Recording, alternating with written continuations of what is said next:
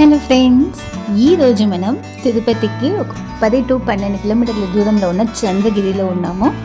ఇక్కడ చాలా గుడ్లు, ఇంకా చంద్రగిరి కోట ఇవన్నీ కూడా ఫేమస్. ఇప్పుడు మనం ఉన్నదైతే శ్రీ కోదండరామస్వామి ఆలయం చంద్రగిరి. ఈ గుడిని కూడా టీటీడీ బోర్డు వారే అడ్మినిస్ట్రేట్ చేస్తున్నారు. విజయనగర రాజైన శ్రీ కృష్ణదేవరాయల వారు ఈ పరిపాలనలో ఉన్నప్పుడు ఈ ఆలయాన్ని నిర్మించినట్టుగా తెలుస్తుంది. ఇంకా చంద్రగిరిలో కృష్ణదేవరాయలు నిర్మించిన ఆఖరి ఆలయంగా కూడా ఈ కోదండరామస్వామి ఆలయాన్ని చెప్తారు. ఈ గుడి అయితే చాలా విశాలంగా, చాలా ప్రశాంతంగా ఉంది.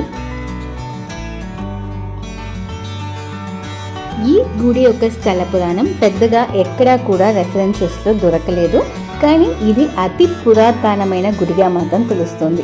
దాదాపు 15వ శతాబ్ద కాలం నాటి నుంచే ఈ గుడి ఉన్నట్టుగా చెప్తున్నారు. కొంతమంది ఏమో 11వ శతాబ్దం నుంచే ఉందంటున్నారు, కొంతమంది 12వ శతాబ్దం అంటున్నారు. కానీ నాకు తెలిసి కృష్ణదేవరాయల కాలం నాటిది కాబట్టి 15వ శతాబ్దం నుంచే ఉండాలి అనుకుంటున్నా. విజయనగర రాజులు పెనుకొండ కోట నుంచి చంద్రగిరి కోటకి వాళ్ళ రాజ్యాంగాన్ని మార్చుకున్నారు గోల్కొండ సుల్తాన్లు అటాక్ చేసిన తర్వాత. ఈ గుడి మేబీ వాళ్ళు చంద్రగిరి కోటకి మార్చుకున్న తర్వాత నిర్మించుండాలి అనుకుంటున్నాను. గుడిలో మనం 3 గడపలు దాటుకుని లోపలికి వెళ్తే స్వామివారు కనిపిస్తారు. అంటే 3వ గడప అనేది గర్భగుడి యొక్క గడప. అక్కడికైతే ఎవరిని అలో చేయరు. సో బయట ఉన్న 2 గడపలు దాటుకుని మనం అక్కడ నిలబడి స్వామివారిని దర్శించుకోవచ్చు. లోపల గర్భగుడిలో చూసినట్లయితే ఒకే పీఠం మీద శ్రీరాముల వారు, సీతాదేవి, లక్ష్మణులు అందరూ కనిపిస్తారు. ఈ గుడి యొక్క చరిత్రలో భాగంగా ఇంకొక సంఘటన చెప్తున్నారు స్థానికులు. అంటే ఈ గుడిలో ఉన్న లక్ష్మణుడి యొక్క విగ్రహాన్ని కొంతమంది దొంగతనం చేయడానికి ట్రై చేశారంట. అప్పుడు పక్కనే ఉన్న పాలబావి అనే ప్రాంతంలో లక్ష్మణుడి యొక్క విగ్రహాన్ని వాళ్ళు పడేసినట్టుగా తెలుస్తుంది. ఈ విషయం లక్ష్మణస్వామి ఈ గుడిలో పనిచేస్తున్న ఒక ఆవిడ తన కలలో వచ్చి నైవేద్యం లేకుండా నేను తపిస్తున్నాను ఆ బావిలో అని చెప్పినట్టుగాను, ఆ తర్వాత మరుసటి రోజు ఆవిడ అందరితో స్థానికులందరికీ చెప్పి అక్కడికి వెళ్ళి వెతికినప్పుడు లక్ష్మణస్వామి విగ్రహం అక్కడ లభించినట్టుగాను తెలుస్తోంది. సో దొంగతనానికి వచ్చిన వాళ్ళు ఆ బావిలో పడేశారన్న విషయం అప్పటికే అక్కడ ఉన్న వారికి తెలిసిందంట. ఆ తర్వాత లక్ష్మణ విగ్రహాన్ని కూడా గుడిలో ప్రతిష్ఠ చేసి పూజలన్నింటినీ కూడా ఇప్పుడు అందిస్తున్నారు.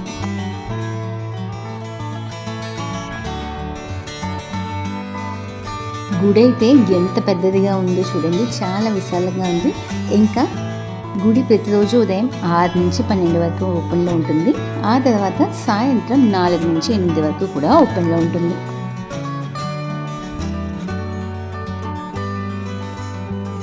ఇంకా శ్రీరాముల వారి దర్శనం చేసుకున్నాం కదా, ఆంజనేయ స్వామి దర్శనం కూడా పొందాలి కదా అనుకునే వారికి ఈ గుడిలో ఆంజనేయ స్వామికని విడిగా ఒక ప్రాంగణం ఉంది. అక్కడ ఆంజనేయ స్వామి చాలా వైభవంగా మనకి దర్శనమిస్తారు కూడా. గుడిలో ధ్వజస్తంభం, బలిపీఠం, మండపాలు, ఇంకా ఒక్కొక్క మండపం లోపలున్న శిలాస్వరూపాలు ఇవన్నీ కూడా చూడడానికి చాలా చక్కగా రూపొందించబడ్డాయి. చూస్తే తెలుస్తుంది కదా, ఒకే స్ట్రెయిట్ లైన్లో అలా అన్నీ కూడా ఉన్నాయి. ఇక్కడ బలిపీఠం నుంచి అంత గర్భగుడిలో ఉన్న స్వామివారి వరకు కూడా. మేము వెళ్ళిన సమయానికి గుడిలో కొంచెం ఫెస్టివల్ సీజన్స్ కోసం డెకరేషన్స్ కానీ, ఆ కన్స్ట్రక్షన్ క్యూ లైన్ కన్స్ట్రక్షన్స్ కానీ, ఇంకా గుడికి రెనోవేషన్ వర్క్స్ కానీ ఇవన్నీ కూడా జరుగుతున్నాయి.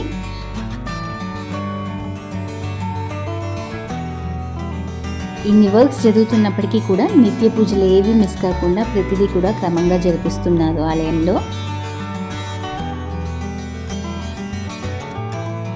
సో గుడి యొక్క ప్రాకారం మొత్తం కూడా మీకు చూపించాను. గుడిలో ఉన్న మండపాలు, ధ్వజస్తంభం, బలిపీఠం అంతా. ఇంకా ఆంజనేయ స్వామిని మనం చూడలేదు కదా, సో ఆంజనేయ స్వామి యొక్క దర్శనానికి వెళ్దాం ఇప్పుడు.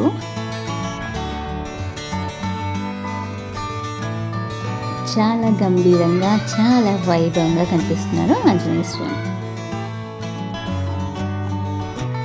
శ్రీ కోదండరామస్వామి దర్శనం మాకైతే ఎంతో ఆనందాన్ని కలిగించింది. ఈ ఆనందం మీకు కలగాలని మీతో ఈ వీడియో షేర్ చేసుకుంటున్నాం. ఇక్కడ చిన్న పాప తిరుగుతుంది కదా బ్లూ కలర్ షర్ట్ వేసుకుని. సో తను బ్లూ కలర్ షర్ట్లో ఉంది, ఇంకా మా ఇంట్లో పిల్లవాడు తను బ్లూ షర్ట్లో ఉన్నాడు. సరే ఇద్దరిని కలిపి ఫోటో తీద్దామని చెప్పి ఆ పాపని అడిగినప్పుడు తను పరిగెత్తు వెళ్ళిపోయింది భయపడి. ఆ తర్వాత వాళ్ళ తాతగారికి చెప్పి నిలబడితే అలా చూస్తుంది ఫోటోకి పోజ్ ఇవ్వడానికి.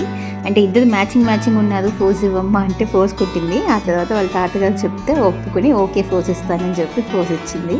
సో ఈ వీడియో వాళ్ళ వరకు వెళ్ళి వాళ్ళ ఫ్యామిలీ మెంబర్స్ కూడా చూడాలని కోరుకుంటున్నాం. మేమైతే ఫోన్ నెంబర్ తీసుకోవడానికి మిస్ అయ్యాం. ఇది ఫ్రెండ్స్ ఇవాళ వీడియో నచ్చినట్లయితే తప్పకుండా లైక్ అండ్ షేర్ చేసుకోండి. ఛానల్కి సబ్స్క్రైబ్ చేయడం మరవకండి.